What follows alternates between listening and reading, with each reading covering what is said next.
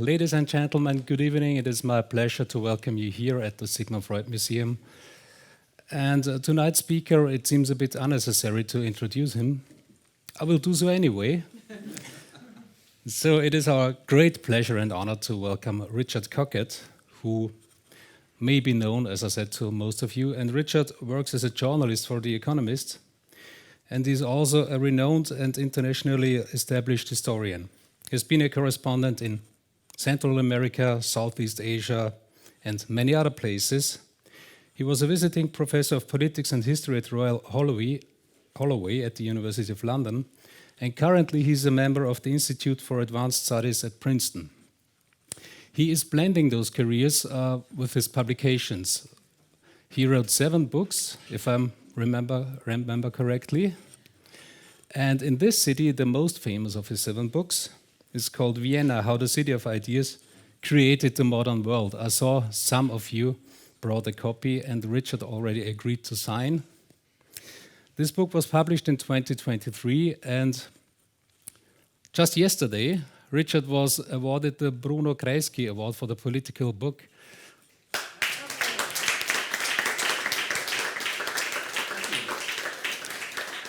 Congratulations on this really very well-deserved award. And we here at Berggasse 19 consider ourselves as one of the centers of the city of ideas Richard so brilliantly described, since Sigmund Freud sparked a revolution right here.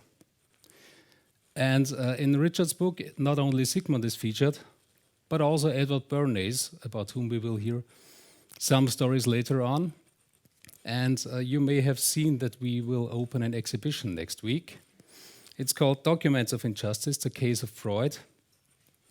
And in this exhibition, we show documents that have never been shown before, documents that show exactly how Sigmund Freud was robbed of all his money, how his brother Alexander was robbed of all his belongings, and how 4 of their sisters were murdered in a concentration camp.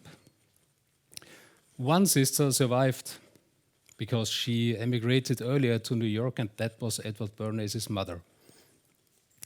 Sigmund and Alexander could escape from Vienna. Their sister stayed here, and the family, all the emigrés, contributed financially. So the Freuds in New York, the Freuds in England contributed, and Edward, being already quite famous that time, chipped in according to his riches. And we will also show that in the exhibition. And I may also say, the male English voices in this exhibition, in the audio stations, are read by a certain Richard Cockett, who happens to be here. But that's enough on my advertising. I know also that Richard will talk about Ernest Dichter, and we do not have a proof that Ernest Dichter and Sigmund Freud met in person. Anyway, we know that he was quite influenced, and we all are eager to hear now, Richard, what you have to say. We will have a little Q&A afterwards, so if you have questions, remember them. We are happy to help you to an answer by Richard. And now, Richard, stage is yours. Thank you very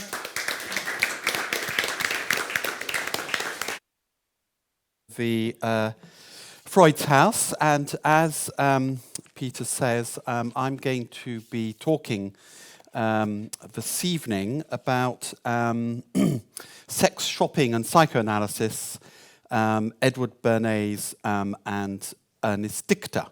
Can you all hear me okay? And most importantly, you can see the screen. That's good. So in many ways, this marks the lecture, marks the opening of the exhibition, Documents of Injustice, about Freud, his extended family, and particularly the fate, the awful fate of his sisters, because I'm going to be talking about a person who was very involved in that story, Eddie Bernays. Now, Edward Bernays, you all know who Freud was. And I'm sure many of you who come to this museum and for these talks, you've heard a lot of psychoanalysts and psychologists talk to you about every aspect under the sun of psychology and psychoanalysis, and Freud. I'm not going to do that. I'm not a psychiatrist or a psychologist or a psychoanalyst. As Peter says, I'm just a humdrum historian. But in my book, Vienna, How the City of Ideas Created a Modern World, I do dwell a lot on the effects of psychoanalysis on the creation of a modern world, and most importantly, its application to whole fields of professional life and business, which Freud himself would never have dreamed of. That was the job of his nephew, Edward Bernays. He is, of course, relatively obscure beside Freud. There he is. But I will argue this evening that Bernays' role in applying the science of his uncle, i.e. psychoanalysis, to business and commerce, particularly in America, makes him almost as important a figure in modern history as Freud himself. That's a big claim. Bernays was the founder of a modern public relations and advertising industry. So you think today, what are those industries worth in billions of dollars? I'd say that sort of puts himself forward for a stake of world historical importance. He also gained a fair bit of recognition in his life, and just before he died, in 1995, at the age of 103, Life magazine had named him as one of the 100 most influential Americans of the 20th century. So he did get some recognition of his importance of his life. And I'm going to try to persuade you this evening that Life magazine was entirely justified in its pick. Never did Sigmund Freud have such a devoted, assiduous, and successful follower than his own nephew. So who was Eddie Bernays? In fact, he was a double nephew of Freud's. His father, Elie, married Freud's sister, Anna, in Vienna in 1883, while Bernays' younger sister, Martha, married Freud himself. So Eddie had a very intimate entanglement with the whole Freud clan, which lasted the entire of his lifetime, and indeed their lifetimes. And I will refer to him frequently as Eddie, partly because that's how he liked to be called in New York, had a little swing to it, Eddie Bernays, and also to distinguish him from all the other Bernays Freud's family surnames, of which there are dozens. Now, Eddie was born in Vienna, literally born in Vienna, but the family moved to New York when his mother was pregnant. He was conceived in Vienna, born in New York, and his mother travelled over to New York on the liner, pregnant with Eddie, and he was born soon afterwards in the New World. His father's business in Vienna had foundered, so he secured a job as a commodity dealer in New York. Young Eddie went to Cornell University, but seemed to find his métier as a press agent, doing what we would now call PR, public relations, for Broadway shows. So he was sort of in that grey area between a journalist, newspaper man, and then working for production companies, trying to get the word out about their shows in newspapers, paid advertising, etc. And he made his name doing all this for two clients in particular, Caruso, one of the great stars of the day, and particularly the famous Russian ballet of Diaghilev in the years just after the First World War in the 1920s. And he was, Diaghilev and the Russian ballet, this was a huge cultural sensation at the time. So it was a mark of really how good Eddie was at his job, that he got the account for that and did all the publicity for them. Now, occasionally, the Bernays family in New York returned to Europe to see their relations, the Freuds. And it seems from all accounts that Freud and Eddie struck up a particular rapport early on.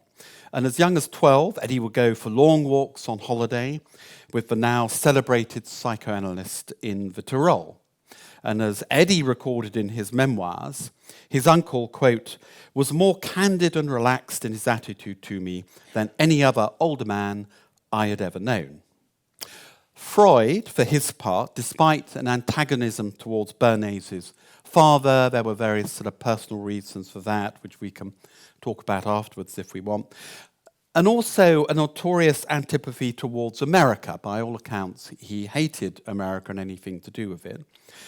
But he seemed to be able to set aside both the antipathy to elder Bernays and America to embrace his nephew, Eddie, especially as the very Americanized Eddie Bernays became increasingly wealthy and well-connected in the 1920s and the 1930s.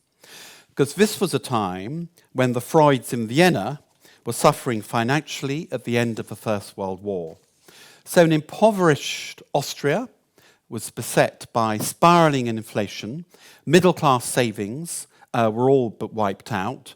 Nobody escaped this, including the Freuds.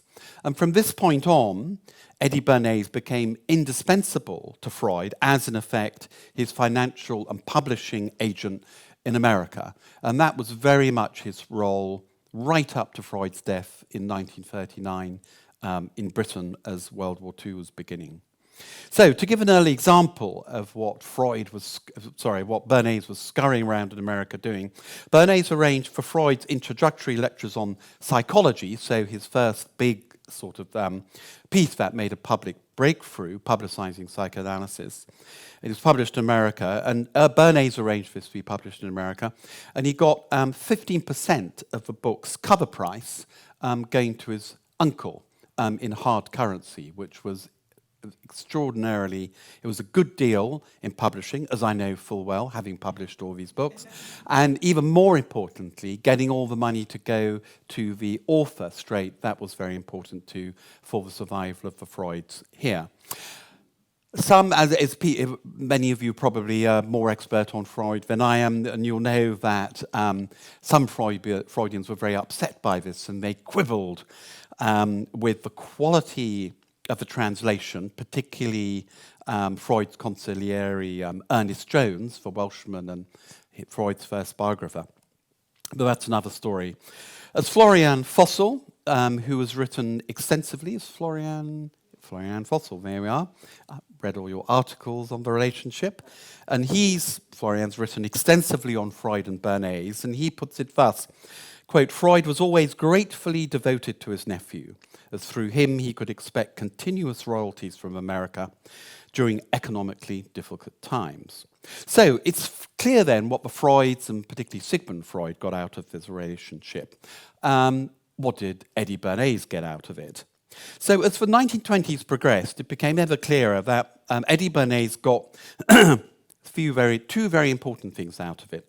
Fame by association and a new way to do business.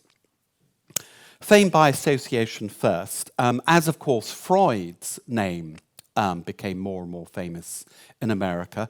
So Eddie, by advertising himself as Freud's nephew, sort of his boat rose at the same time as Freud's did. And, you know, it's quite obvious that Eddie, being a young guy on the make, never missed a chance to drop a name. So much so that one journalist later commented that Eddie was a, quote, professional nephew, which is, I think, very accurate, gets it very accurately. So he marketed himself as the PR man with a direct line to the latest science of psychoanalysis, and that was his pitch. But to be fair, if that sounds a bit glib, it was Eddie himself who put in all the work to establish how to apply his uncle's insights on unconscious motivation and the sexual drive to the business of selling things. These were matters that Freud did not concern himself, so it was Eddie Bernays himself who worked out how to do all this. So, how did he do this? Previously, companies had taken a very utilitarian approach to marketing products, appealing strictly to the practical merits of their wares. So it seems quaint now, but products, soap, cars, matches, were marketed, advertised on their own virtues, what they actually did. Testing the market, as we would now call it, finding out whether these products appeal to people, would involve chatting informally to a couple of friends and relations, maybe having a chat over the dinner table with your family and asking them questions about, do you like this new car or not? Do you prefer that one? And that was about it. So it was fairly unsophisticated. Bernays got his chance to do things differently when he was hired by George Hill, the boss of the American Tobacco Company, owner of the best-selling Lucky Strike brand of cigarettes. Now, Hill, reading about Hill, he was a sort of gigantic figure in early century American capitalism. He was notoriously coarse, dictatorial, bullying, a sort of capitalist in tooth and claw. And he'd bark out his orders to Eddie Bernays in a loud staccato. He was obviously quite a frightening man with a terrible reputation for sort of bullying staff. And in Eddie Bernays' autobiography, the memoirs he writes about Georgia, this comes over very well. So one day, Bernays, as he recalled later, got the following tirade from Hill. And permit me to do an imitation of Hill's voice, because I think that will give you a better impression of the pressure Bernays was under to perform. How do we get women to smoke on the streets? They're smoking indoors, but damn it, if they spend half the time outdoors and we can get them to smoke outdoors, we'll damn near double our female market. Do something, Bernays. Act. So, instead of asking his wife or going out on the street and asking a few people on the street, as others might have done, what did Bernays do?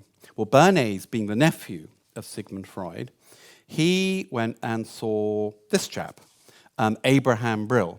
Now, Abraham Brill was basically Freud's man in New York, the founder of the New York Psychoanalytic Association, a devoted follower of Freud and the preeminent Freudian psychoanalyst of the time in America, who lived in New York and, as I say, was the leader of the developing Freudian movement in America at that time.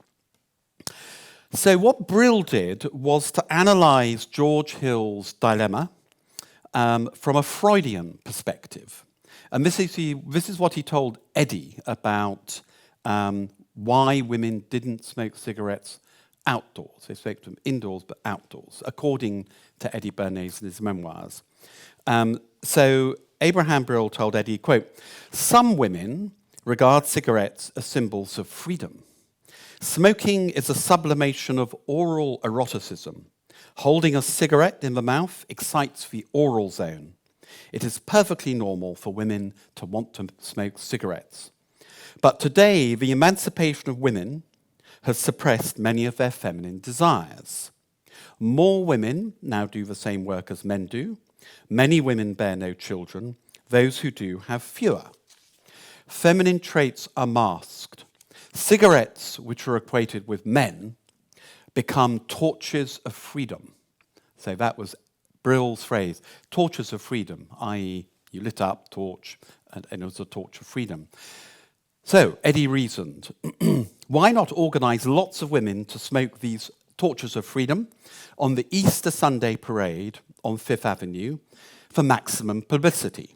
So he sent out a telegram to 30 of the most prominent society debutantes in New York to get them to sign up to go on this march on Easter parade. And he pitched it, inviting them to strike a decisive blow against the patriarchy, so they parade up and down with their torches of freedom.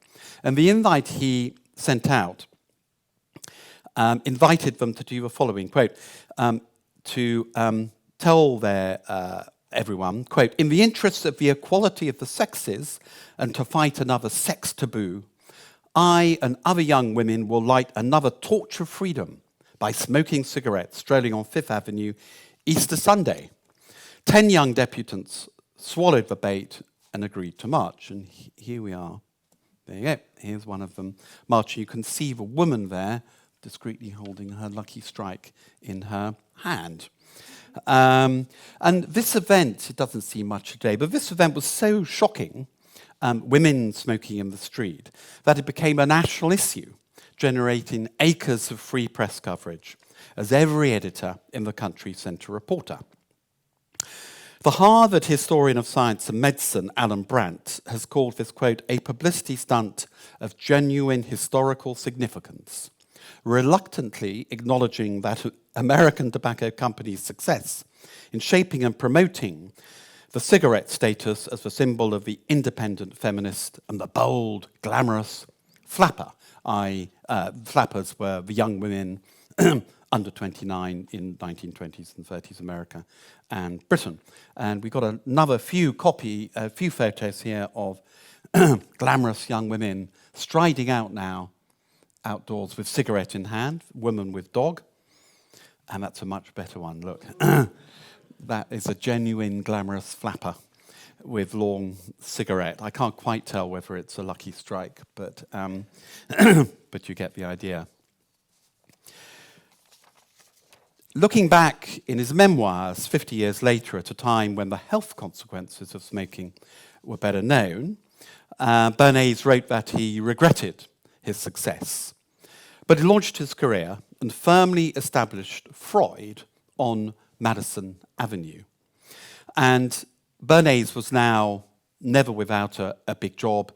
All the companies flocked to him to learn about this new technique and this new way of the emotional appeal of products, how they became symbols of something rather than just selling them for their for their usefulness, if you like.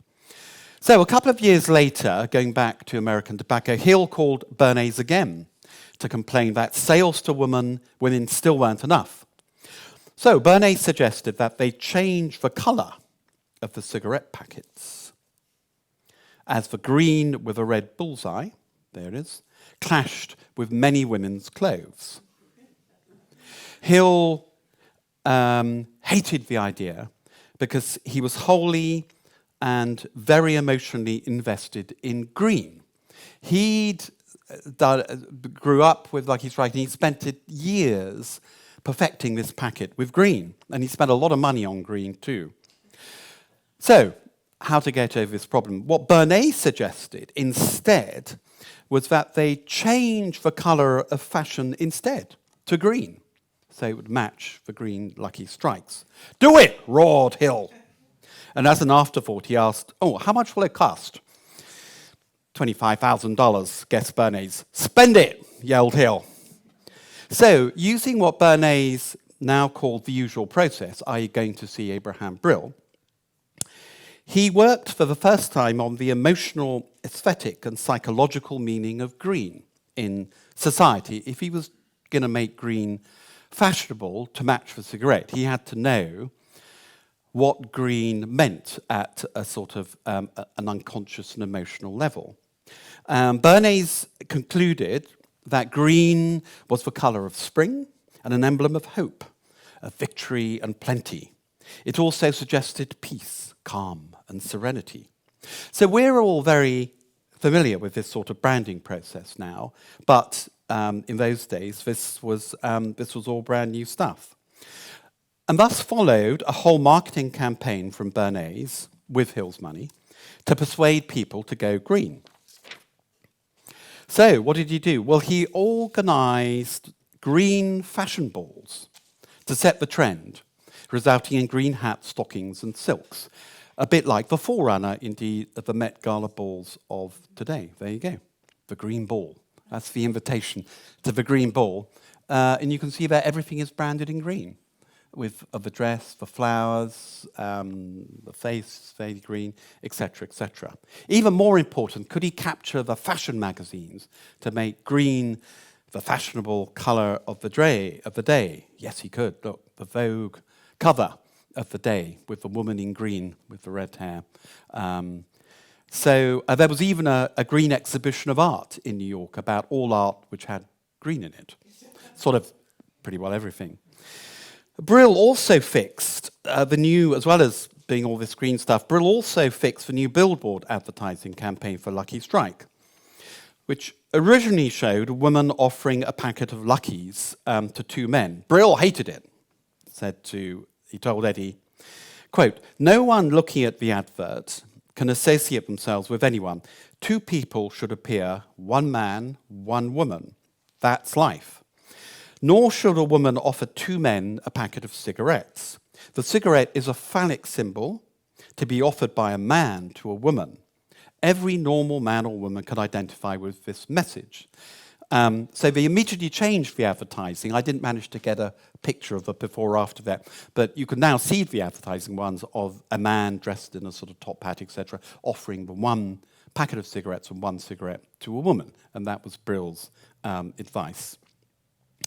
So such was his success with Lucky Strike that soon every business was clamouring for the services of Eddie Bernays, especially after he published 2 books to explain how he worked. Crystallizing Public Opinion from 1923, and a bit later it was just called Propaganda. And they are considered today to be the founding texts of the disciplines of advertising and public relations, still widely read, still very much in print. And both of these texts acknowledged the work of his uncle, Sigmund Freud. This is how Bernays refers to his debt to Freud in Propaganda. Quote, "Above all, the psychologists of Sigmund Freud's school have shown that humans think and do much to compensate for repressed desires and longings. A commodity is not desired because of its specific value or because of its usefulness, but because it stands as a symbol for something else, for a longing that the consumer does not admit to himself out of shame. People are often driven by motives that they hide from themselves. This fundamental principle applies both to the psychology of the masses and to that of the individual. The propagandist must recognize the true motives and must not be satisfied with what people themselves state as motives." Eddie Bernays, like he did with all of his books, sent this to his uncle here, and his uncle surprisingly liked the book.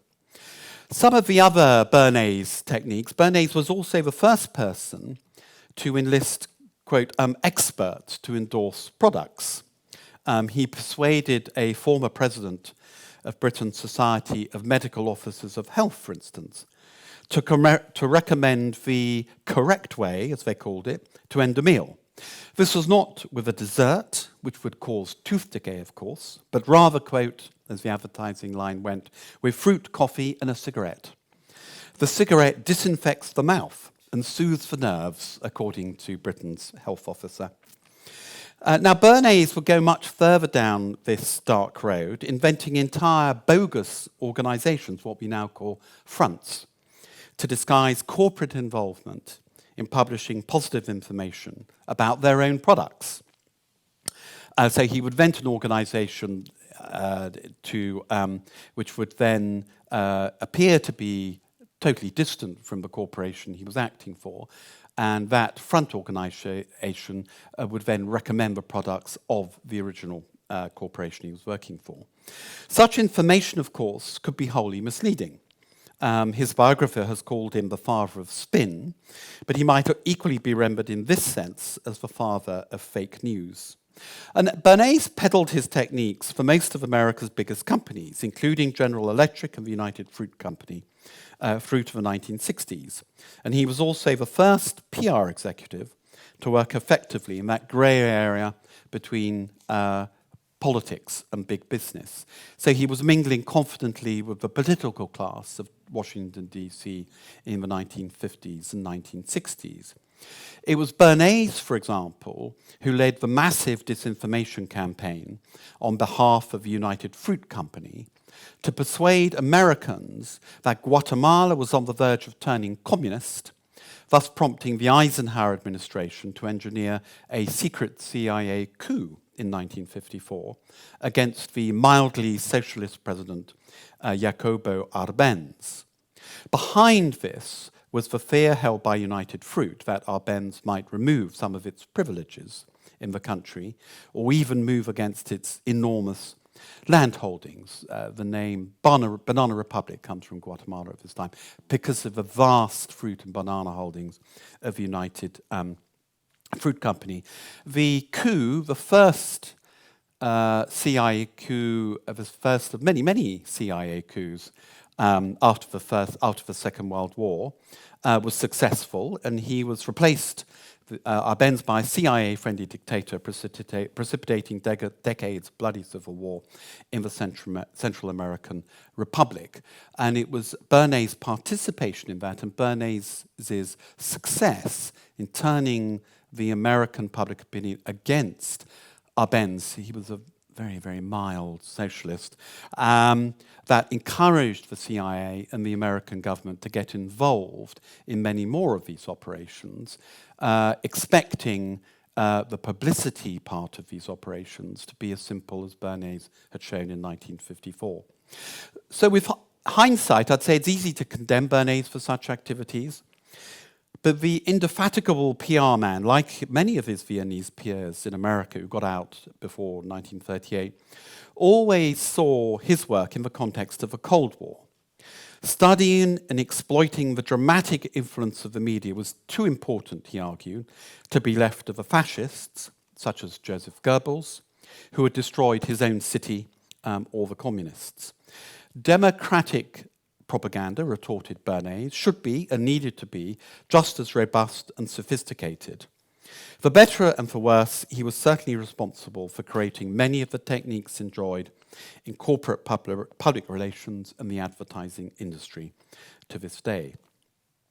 But Eddie Bernays was not the only Viennese to make a business career out of his association with Freud and the application of psychoanalysis. Just as important, if not more so, was Ernst Dichter. Now, Ernst Dichter, again, went to America in mid-1930s, and he basically made his career out of his close association with Freud. Now, but Ernst Dichter could not boast of being related to Freud, but he could boast of living opposite Freud, literally there. And nobody was quite sure of this until Daniela came up with a document showing, here we go, Ernst Dichter living at number 20 Bergasse, while Freud was living here in the 1920s and 30s. 20, I think it's that one. Oh, yeah, it's that one. And this is what he told everyone in America. He was close associate of Freud. He lived opposite the road from Freud. He took psychoanalysis. For some time, I think he probably wanted to be a psychoanalyst. But this was his association with Freud. There's no evidence, actually, that they ever met. But that didn't stop Ernst Dichter. So Dichter was born in Vienna in 1907 to an assimilated Jewish family of Polish and Sudeten German immigrants. And he was literally born into the retail business because he was the scion of a family who owned a famous department store in a working class district of Vienna. The family lived above the shop.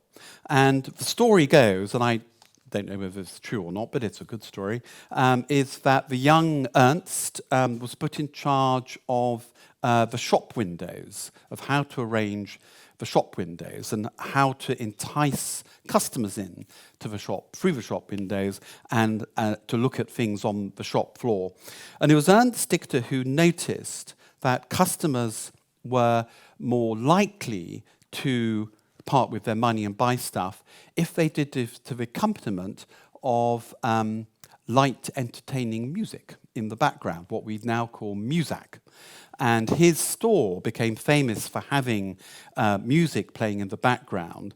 And Ernst Dichter claimed, I don't know, it's uncheckable essentially, that he was the person who thought of this for his own department store. Now, he studied at the University of Vienna in the early 1930s, and he mingled freely with the followers of Freud, psychologists and others, from the renowned child psychologist Charlotte Buhler. Dichter learned about psychology, psycholinguistics, and self-realization. But Dichter also took lessons in psychoanalysis from a colleague of Freud's, and at one point was considering whether to become a psychoanalyst himself. So by the time he was forced to leave for America in the mid-1930s, he was steeped in Freudianism and more. So much so that on arriving in New York, he officially described himself to potential business clients, and this was on his letter of introduction to clients, as, quote, a young psychologist from Vienna. Notice he describes himself as a psychologist, with some interesting new ideas which can help you be more successful, effective, sell more, and communicate better. Who could resist? Now, it was Dichter who conceptualized the consumer to the potential clients, and this language will be very familiar to you, as, quote, a hidden realm of desires, full of taboos, repression, and secrets. And if psychoanalysis had been developed here in this building to help extremely depressed people in a therapeutic context, Dichter's life work was to show that it offered equally profound insights into everyday behavior, like shopping. So in what was to be a common theme for many of the Viennese emigres, Dichter regarded it as his job to persuade Americans to overcome their own inhibitions. All the Viennese who went to America regarded, well, exactly like Freud, America as being maddeningly Puritan and repressed, which they saw probably correctly as a legacy of the initial emigration from America, the Puritans on the Mayflower. So their job in life, if you like, was to overcome American inhibitions, let Americans rid themselves of their inhibitions, to lead fuller lives, as they saw it, that they might consume, prosper, and prevail in the Cold War. Another such was with exactly the same intent, was the Viennese emigre Billy Wilder, who made a famous film about losing your inhibitions in the mid-1950s. And he transformed movie making with his greatest cross-dressing movie, Some Like It Hot. There it is. So it's when you think about it, it's astonishing that this film, for those who don't know it, that's Marilyn Monroe in the front, Tony Curtis, and Jack Lemmon at the back in drag, was an entire film about turning all sexual norms upside down. These two band leaders, they dress up in women's clothes for a lot of the film, etc., etc. If you haven't seen it, you should. And Billy Wilder, in a way, was doing exactly the same thing. Now, Dichter eagerly embraced American capitalism, and he picked up a roster of corporate clients soon after he branched out to set up his own consultancy. Even his detractors warmed to Dichter's sunny personality, with horn-rimmed glasses, bow ties, thinning red hair, and a ready quote for journalists. The jaunty Dichter, pipe in hand, became the archetype of the mid-century American ad man. Now, before Dichter's arrival, America, it had a growing market research industry. Companies were accustomed by now to using the perceptions of interview-led research, setting up proper interviews with potential consumers to ask them about products and explore their customers. But Dichter took this a step further with a new methodological exactitude with the help of his Viennese friend and co-professional Herta Herzog. This is a picture of Herta Herzog from the 1940s. She, with Dichter, but she was mainly responsible, developed what we now call focus groups. Still, every corporation in the world uses this technique today, and every political party in the world uses a focus group today to try and target their messages with a rigorous exactitude to the people they want to reach. There's a whole industry just of focus groups. I know several people involved in it.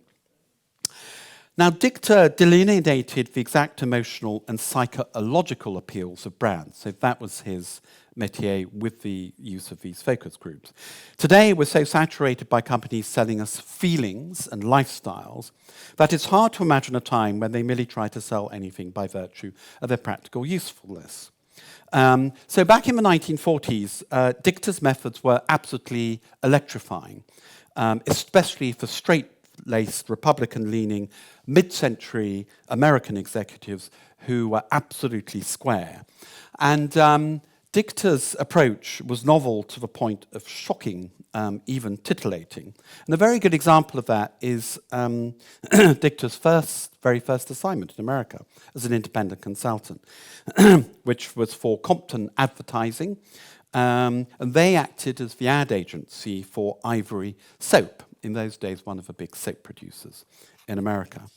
So in what was to be the very first instance of what we now call motivation research in America, Dichter subjected 100 carefully selected people to interviews lasting hours, this is called in-depth interviewing or focus groups, to discover how they really viewed soap. So his idea in these motivation interviews was to get beneath the surface of why people really use soap and what they really wanted soap for, which yielded some surprising results to the rather shocked executives. Because Dichter told the executives that their innocent-looking baths of fat and oils were about something much more intimate than just getting clean.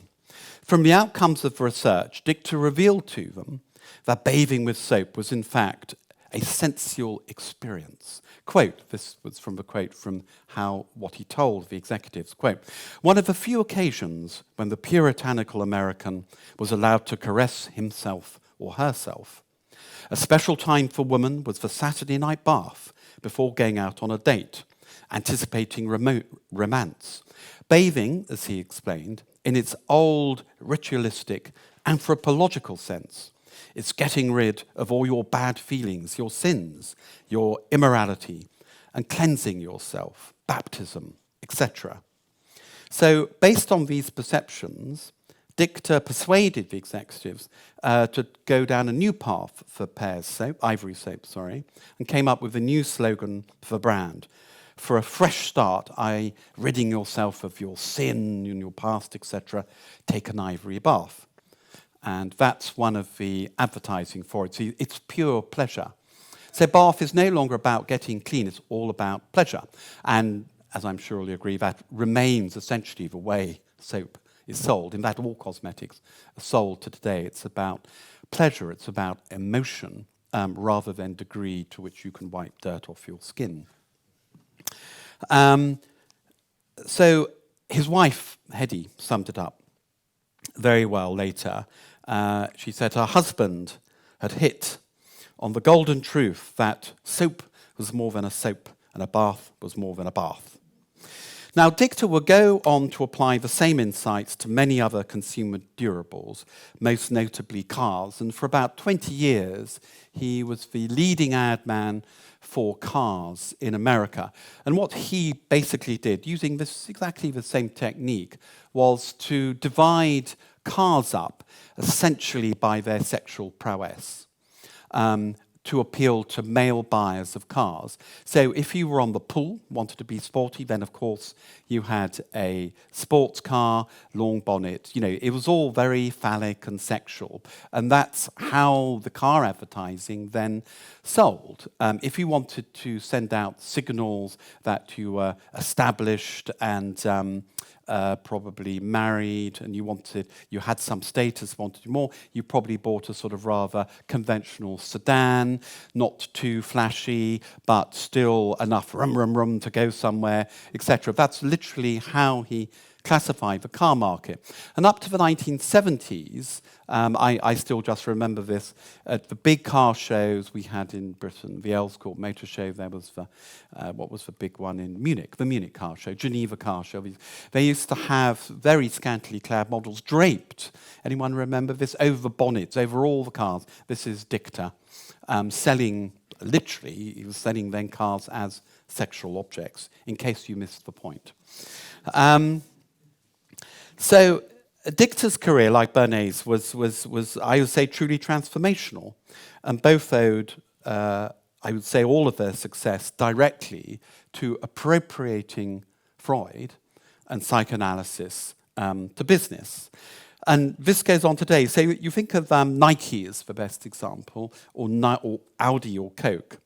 So their campaigns, if you look at them, you can look at a Nike advert and they're very long for about a minute, and by the end you'll you're really not sure what Nike does. Are they sending me basketball hoops, tarmac, white shirts?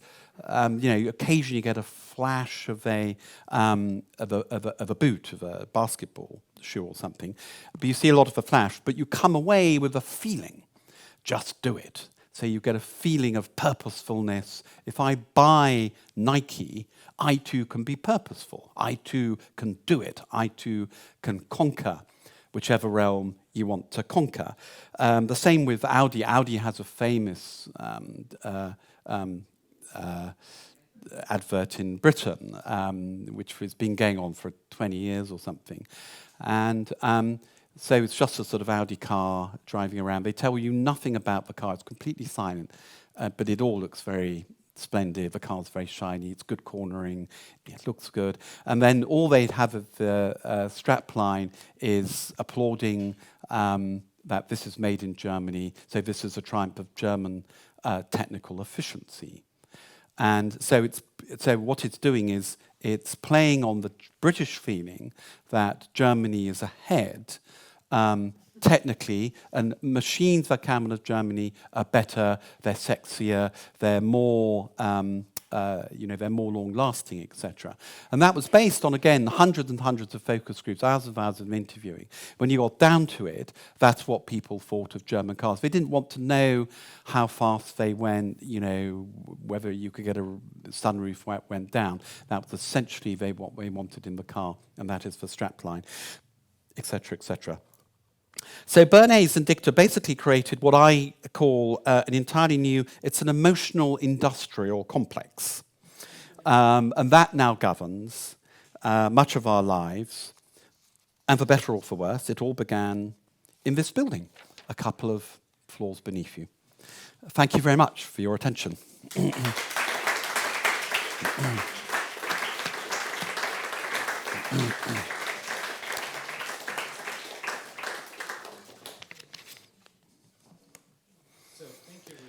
Thank you, Peter. Yeah, I'll hop on to Take here. a seat. If I can. Yeah.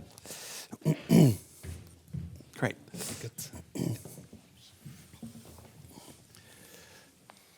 Actually, I put down a whole book of questions, but we live in a society. We do have an audience here.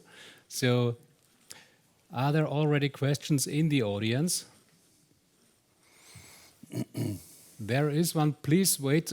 Please keep in mind we are recorded. Please wait until the mic reaches you.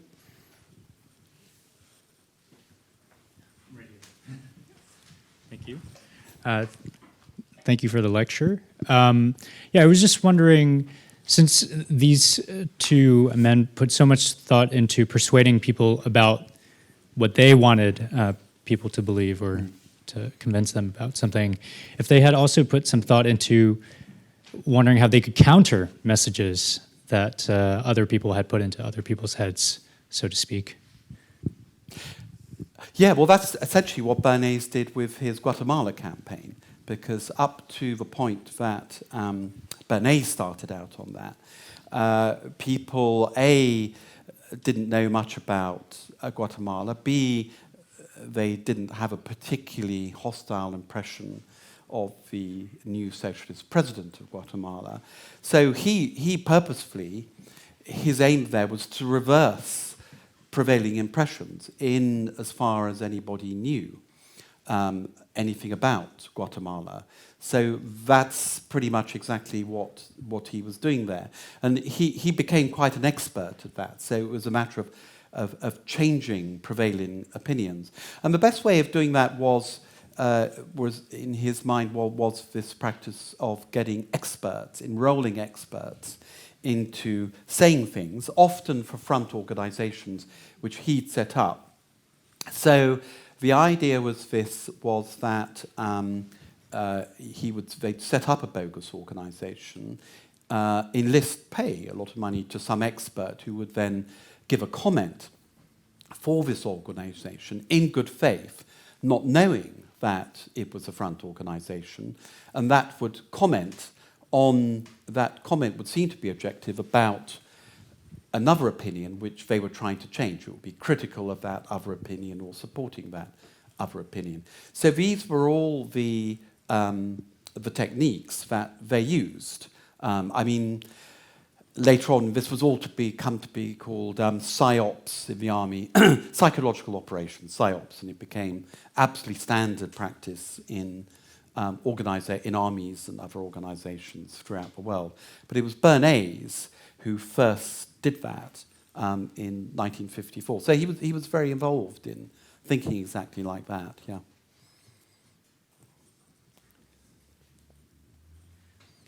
Yeah. There is a question? Yeah. Please wait until the microphone is there. I don't need a microphone. Thank you. I'm just wondering, I think that Bernays' methods were rather utterly repulsive and immoral. Did Freud know about that? No.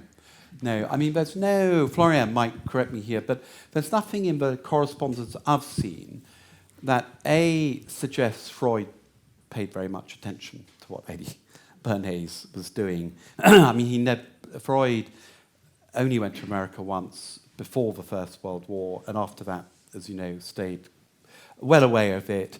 He was not interested in any of these industries. He was not particularly interested, it seemed, in what Eddie Bernays did. Certainly knew nothing of these techniques. And of course, he died in 1939 before Bernays had really got going on the big stuff, on Guatemala in 1954, and then other stuff he did in the 1960s. So, Freud, might well have been appalled. I mean, so it's surprising to some, and I've read a little commentary on this, that Freud liked Bernays' book when he sent it to him. There's a little note saying, "Oh yes, I got your book, Eddie, very good." Sort of that. I mean, maybe it's so cursory to suggest he hadn't read it even, but he just, wanted to keep Eddie Bernays sweet. I don't know. I mean, on that, there's a passage. Bernays claimed that Joseph Goebbels was a great fan and kept a copy of propaganda in his office, and this was discovered at the end of the war. Again, we have no evidence for this other than what Bernays says. And Bernays is rather sort of horrible, takes this almost as a badge of distinction, that even the world's most famous and evil propagandist, got his ideas from me. So, yeah, I mean, he's a very ambivalent figure in that respect. But there's no evidence that Freud ever suggested. The deeper question, I guess, is Brill in New York. I gave him the early ideas, but I think Brill was probably, again, just doing it out of good faith. These were intriguing problems, how to reach the real motivation of people. And Brill did it on that level. What Bernays then did with it afterwards, there's, again, going from Bernays' memoirs and other accounts, his biography, there's no suggestion that Brill then rang him up and said, Eddie, that's shocking, you can't do that with my ideas or anything. And the fact that Eddie Bernays kept on going back to Brill suggests that Brill, in as far as he knew anything about what Bernays was doing with his insights, didn't particularly quibble with it. I have a short question about Brill. Did Brill receive any recognition or even compensation for all his work for Edward Bernays? I don't know. I don't know. And again, there's no. Yeah, I don't know. There's nothing in Bernays' account about that. No, I don't know. We have a question right at the back. Well, in continuation of what you just said, there is this BBC documentary, Century of the Self, where they criticized Bernays quite heavily about that. And they didn't mention this psychoanalyst, as far as I know. But I have another question in continuation of this continuation. Now, given that you know that psyops work so well, and you are coming from The Guardian, and I kind of criticize the press very much in not realizing what has happened, for instance, during the corona pandemic and in other aspects of politics. It seems that Bernays has succeeded and the press is just doing nothing about that. What is your impression? What are your thoughts about this? Well, I think the film you're referring to, the BBC film, is by Adam Curtis. Yeah, it's the Century of the Self. Century of the Self, yeah, and it's a sort of 3 episodes, and it covers Bernays and Dichter, indeed. Have they been the press? I mean, I work for The Economist. I don't think actually they've had much, influence in that way. I mean, in Britain, which is, of course, for coronavirus, that was the case I saw.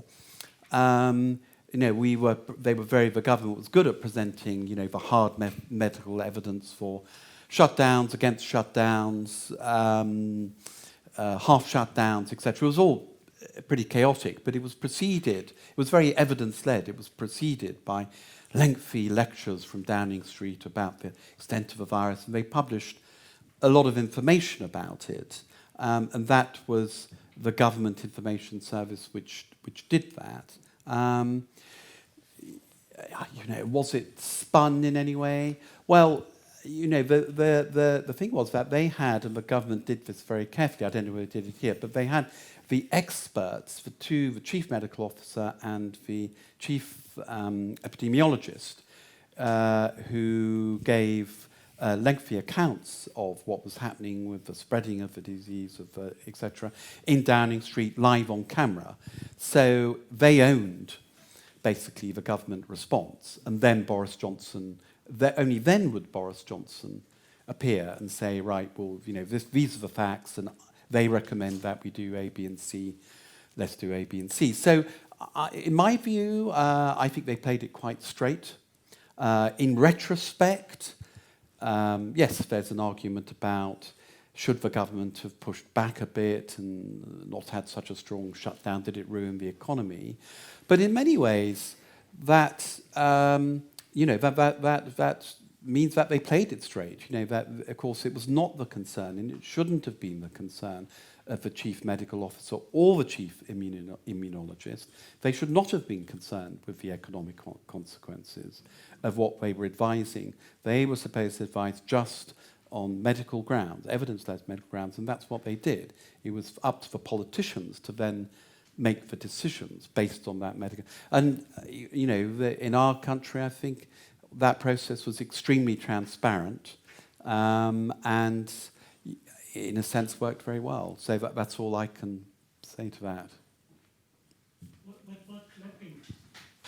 Entire Europe clapped. Well, thank you for clapping again. I would like to ask another question. Yeah. A bit back on the other topics we had today. So, what I started thinking when I listened to you, was it the Viennese who brought the sex into advertising in New York?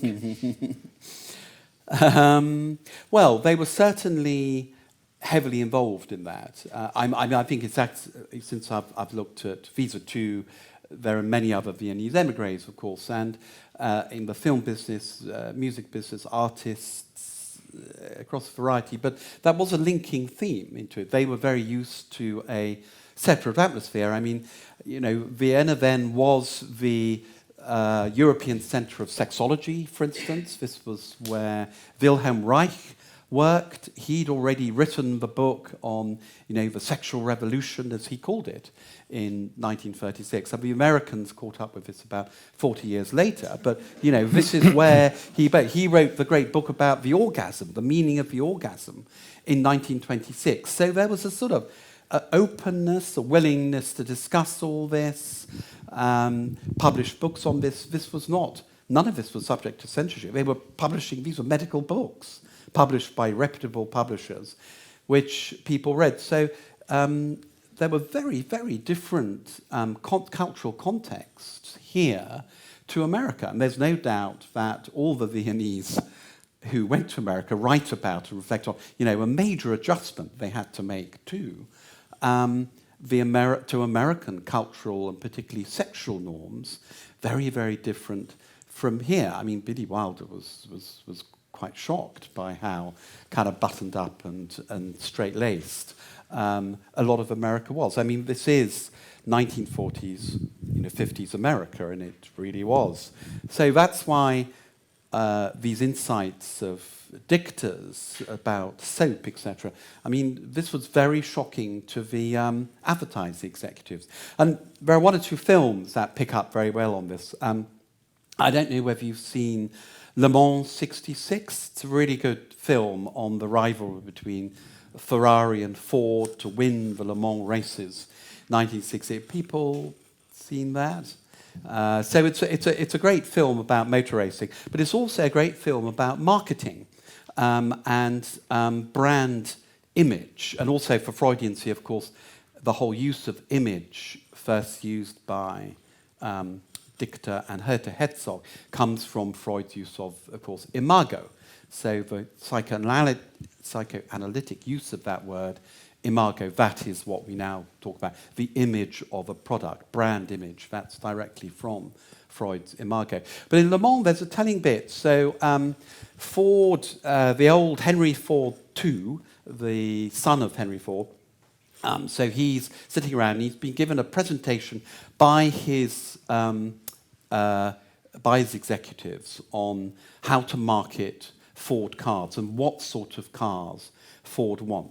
And there's an old guard who all want to sort of, suck up to Henry Ford and Henry Ford too, and they suggest these very sort of boring standard Ford cars. Ford was and possibly is still not an exciting brand. Ford it's a mass market car.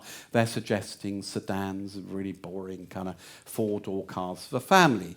And the one guy in real life, he's Lee Iacocca, who years later became the boss of Ford. He's the young dude, smart young dude on the team, and he chips in and says, I want to make a presentation quickly, Henry Ford. And all the other executives go, oh, no, God, young upstart. But for Henry Ford to give him credit, okay, go, let's see some slides. Of course, the slide machine jams to begin with. But when he gets going, he shows images of, and this is the early mid-1960s, about 1966, images of new cars, more sporty cars, cars with large bonnets, etc. And the image when he clicks up is of Sean Connery as James Bond. It's a famous picture of him with Sean Connery leaning against his DB5, Aston Martin DB5. This is 1966.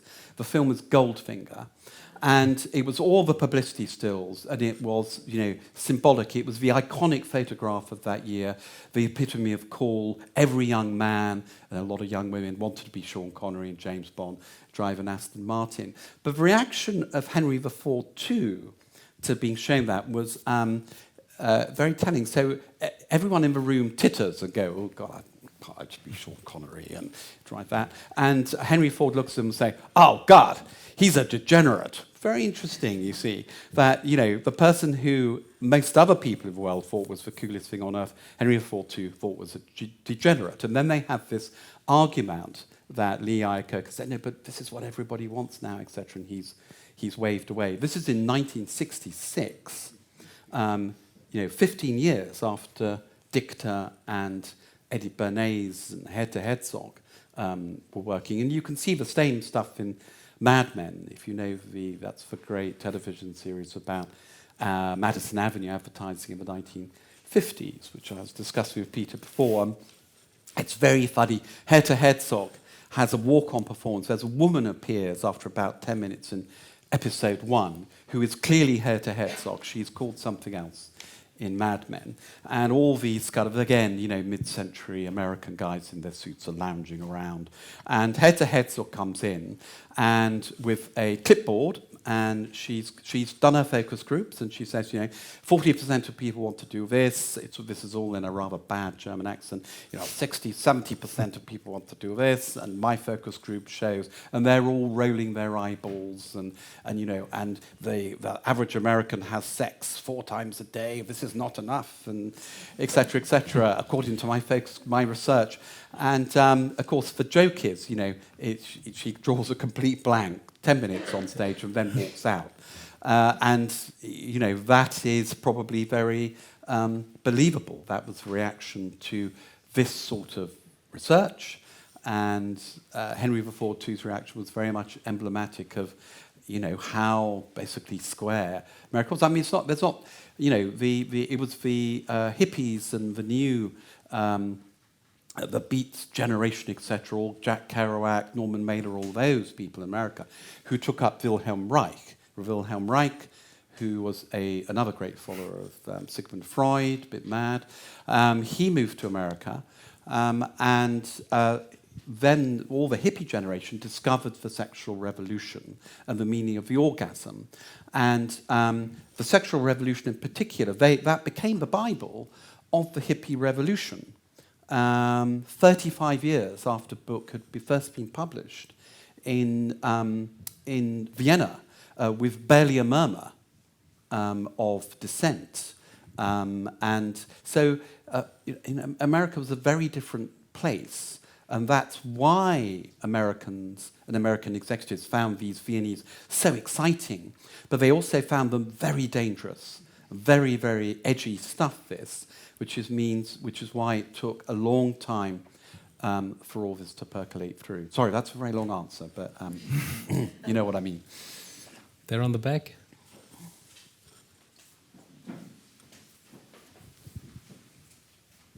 Yes, thank you, Richard. So you describe how psychoanalysis was very successful in the US, in the advertising industry. Is there any evidence that it was also successful at the same time this side of the Atlantic, or did we have to re-import it from the US, and why is that? Yeah, in a word, you used the word yourself, re-imported. Mm-hmm. So what happened with the historians who've studied the advertising industry, that's exactly what happened.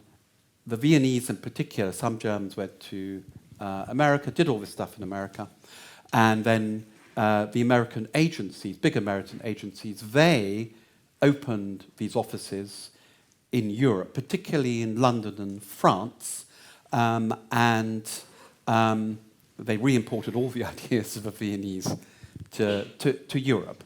And the star of this re-importation was Hertha Herzog.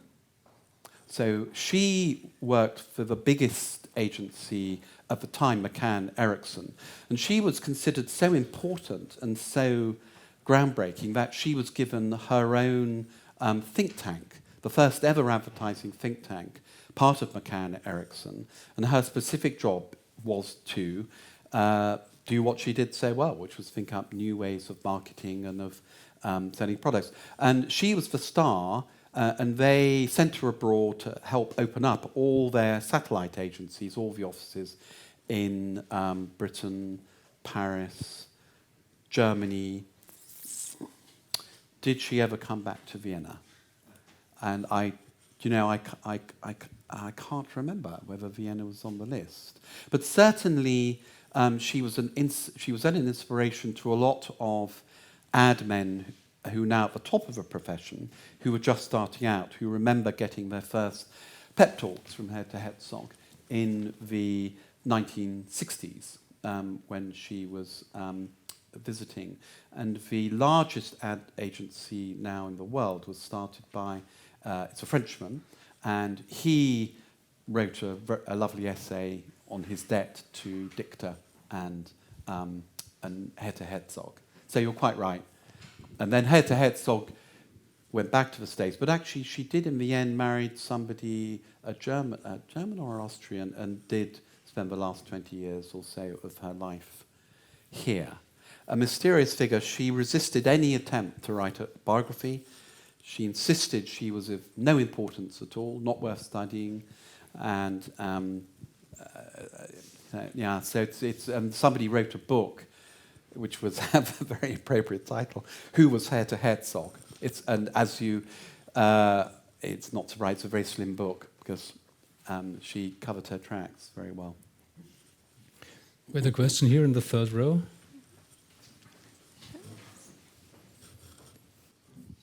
As you mentioned, McCann Erickson, Yeah. wasn't the re-import of that sexual orgasm to Europe and to Austria especially, the Kinsey report? Yeah, the Kinsey report. because I remember that very yeah. well, how shocking it was for all the Austrians. Yeah. What happened? That's one thing. And the second is, isn't everything that was developed in those days, and I mean, von Bingen already spoke about orgasm in the monastery. So why was it not imported? Why was it not integrated? And everything you can misuse or abuse. And it takes a long time until it's found out. And it will repeat itself.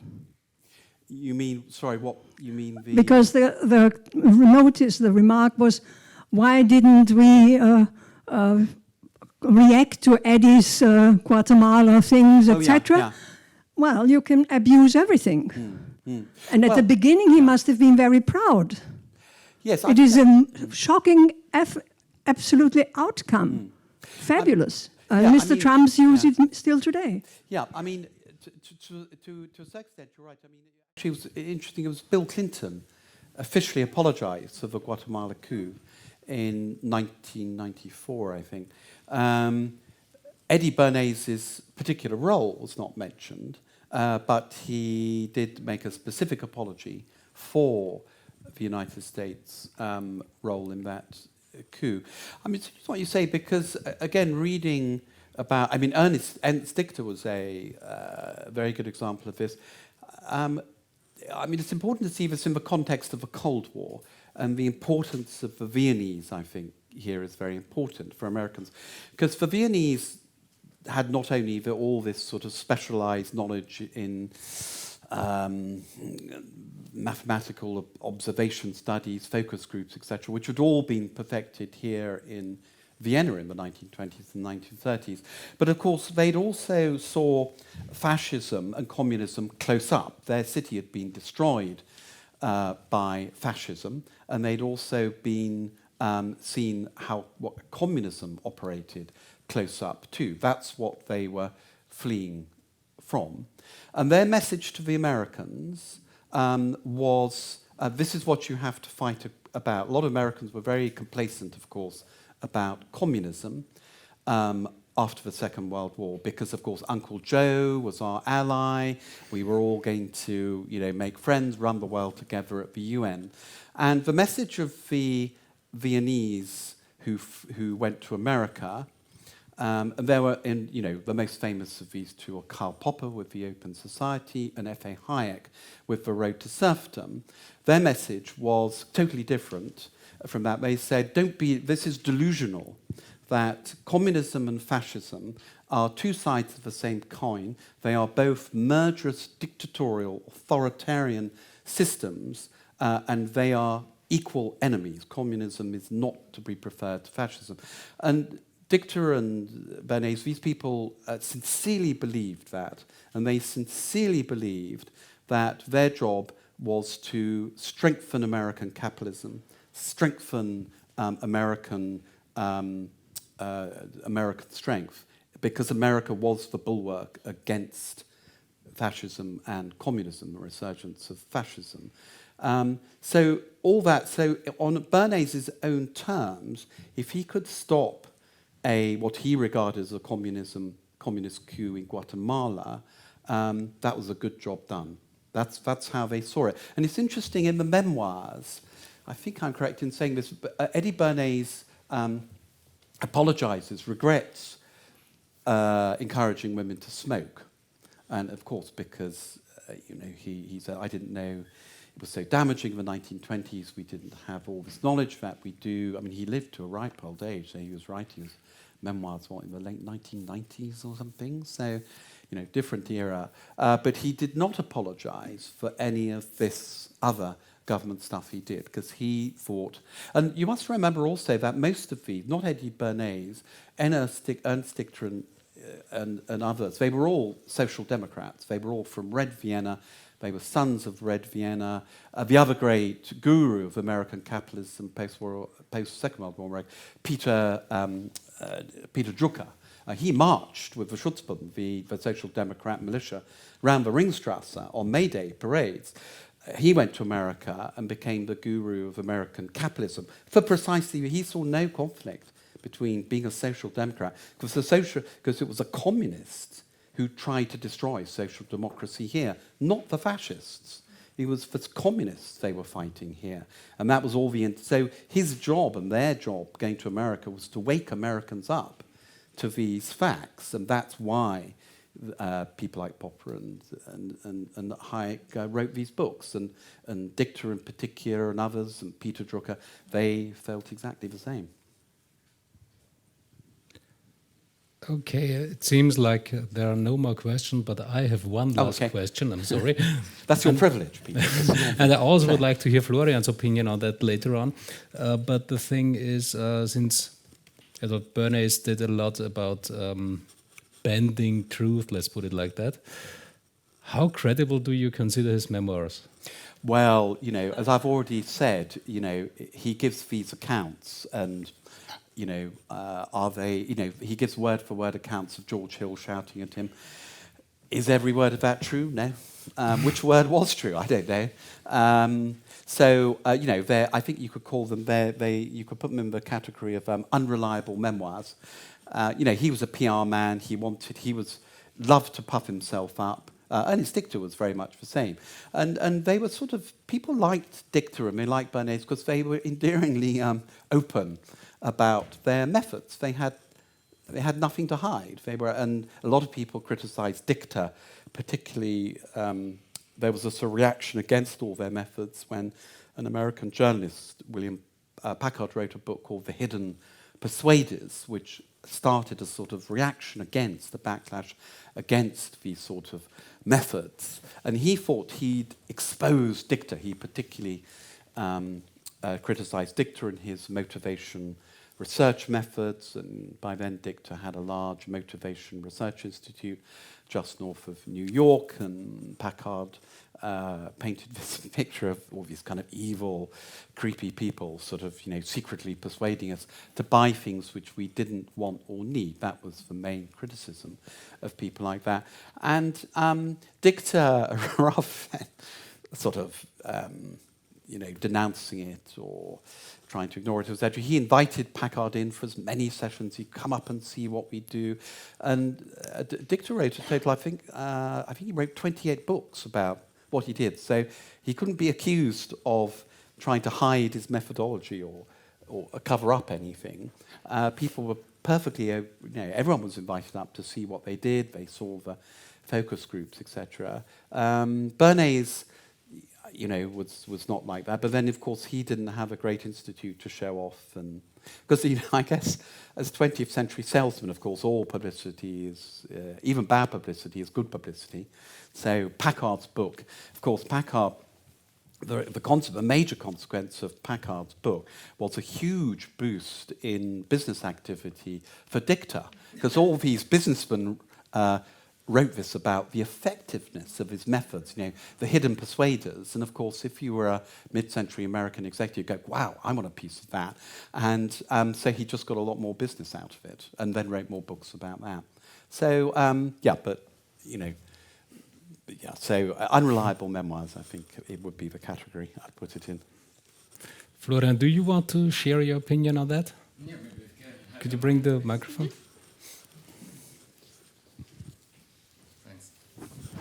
It's quite a while I've been into this topic, but a little bit I remember. But what to your question, when you read the book of Bernays, his autobiography, it's quite glamorous, the picture he paints from himself. But if you compare this with the letters between the Freud family and Bernays, especially with Harry Freud, Alexander Freud, I think they all have been really very pissed off, you can say, because he really misused the psychoanalytic theory for his methods. It had a reason he was called the professional nephew. And he was very much involved to get psychoanalysis popularized in the USA, just for that reason, to sell his own theories and propaganda. And the question before in the books of what Freud thought about the ideas of Bernays. These two books were Crystallizing Public Opinion, the first one, he wrote in a letter, it's much too American. He didn't like it. But the second one, propaganda, he even gave to Martin when he was his son Martin, when Martin didn't have any job. He gave it to Martin. Maybe you can connect with Eddie and get a job there. I think Martin was thinking about it. I think, as far as I remember, they had been in touch at that time, but it didn't work out. So. Okay, so thank you once again, Richard. It was a great evening. Thank you very much. And Thank you, thank Peter. you all for coming. Thanks to the Freud Museum. Thank you.